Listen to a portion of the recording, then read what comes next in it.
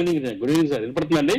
వినపడుతుంది. బాజీ గారు, ఏంటి ప్రతిపక్ష నేత రాహుల్ గాంధీ సంచలన కామెంట్స్ చేశారు. ఒకవైపు దేశం ఆర్థిక మాంద్యంలో కొట్టుకుపోతుంది, ఇక ఆర్థిక సునామీని ఎదుర్కోబోతున్నామని ఒక అంశం చెప్పి, మరోవైపు ఏమో అసలు భారతీయ జనతా పార్టీ కూలిపోబోతుంది అన్న అంశాలు కూడా మాట్లాడారు. ముందు ఆర్థిక సునామీ గురించి మాట్లాడదాం. ఏంటి జీడిపి చూస్తేనేమో 7.6% వృద్ధిలో కొనసాగుతూ ఉంటే, అన్ని రంగాలు ఊతమందిస్తూ ఉంటే, రాహుల్ ఎందుకు ఈ మాటలు మాట్లాడారు, ఏం మాట్లాడుతున్నారు, రాహుల్కి తెలియక మాట్లాడుతున్నారా అంటూ కూడా కమెంట్స్ వినిపిస్తూ ఉన్నాయి. ఏం జరుగుతుందంటారు అసలు దేశంలో? ముందుగా మీకు ఐన్యూస్ వీక్షకులకి, ప్యానెల్లో ఉన్న తోటి ప్యానలిస్టులు అందరికీ కూడా శుభ సాయంకాలం అండి. అందరికీ నమస్కారం. రాహుల్ గాంధీ గారు తెలియక మాట్లాడింది కాదండి, చాలా దూరాలోచన చేసే మనిషి.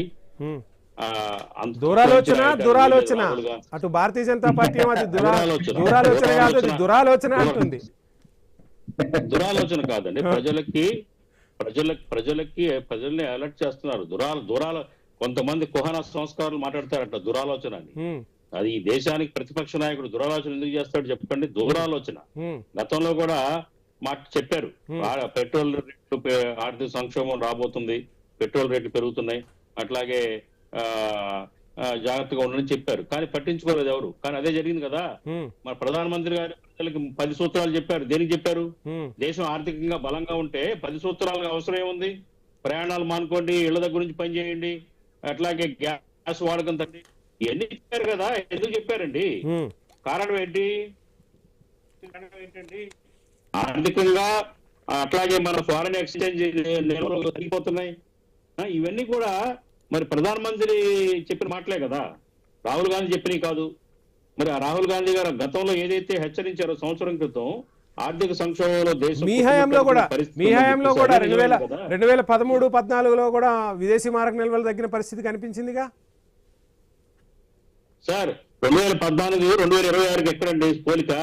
అప్పుడు ఎందుకండి ఇవాళ ఉన్న ప్రజెంట్ కండిషన్ లో మాట్లాడుకోవాలి. కానీ మనం మీ ప్రభుత్వం అన్నప్పుడు కూడా తగ్గాయి కదా, అంశం మాట్లాడాల్సిన అవసరం లేదు. ప్రభుత్వాలు కాదండి, ప్రభుత్వాల పాయింట్ కాదు అక్కడ. ముందు ఇక్కడ యాక్చువల్ గా అంత తగ్గల. ఏదైతే ఫారెన్ ఎక్స్చేంజ్ ఏదైతే ఉందో సరిపోని నిల్వలు ఉన్నాయి. కాకపోతే ఏంటంటే మనం చమురు విధానం ఏదైతే క్రూడ్ ఆయిల్ పర్చేజింగ్స్ లో మరి అమెరికాకి లొంగిపోయి అమెరికా చెప్పినట్టు ఆడబట్టి ఆ పరిస్థితి వచ్చింది. ఇంటర్నేషనల్ నామ్స్ ప్రకారంగా 6 నెలల నిల్వలు పెట్టుకోవాలి. ఎందుకు పెట్టుకోలేకపోయారు?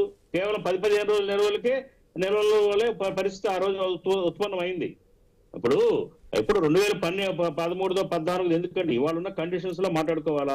ఇవాళ మరి మిడిల్ ఈస్ట్ లో జరిగిన అమెరికా మరి ఇజ్రాయెల్ ఇరాన్ యొక్క సంక్షోభం, యుద్ధ సంక్షోభం ముందే ఊహించాలా? యుద్ధం ఇప్పుడు కాదు కదా, ఎప్పటి నుంచి ఫిబ్రవరి నుంచి జరుగుతా ఉంది. అది రష్యా నుంచి కొనుగోలు చేసి స్టాక్ చేయడంలో ఫెయిల్ అయ్యారు.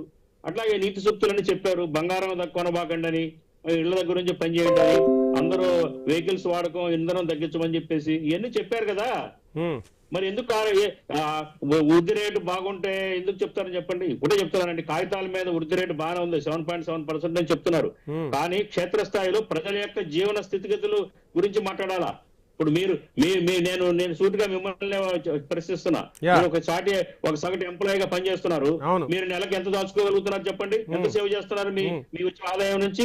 ఇవాళ పరిస్థితులు అన్ని నిత్యావసరాల ధరలు పెరిగిపోతున్నాయి. పెట్రోల్ ధరలు 9 సార్లు పెంచారా లేదా?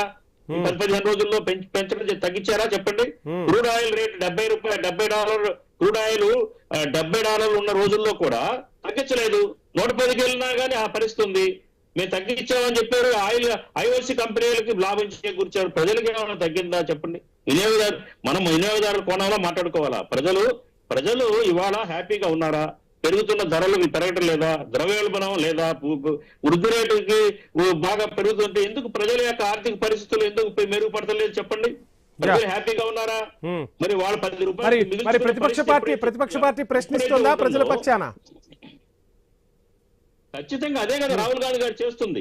రాహుల్ గాంధీ గారు చేసేది అదే కదా, ప్రశ్నిస్తున్నారు. మీ విధానాలు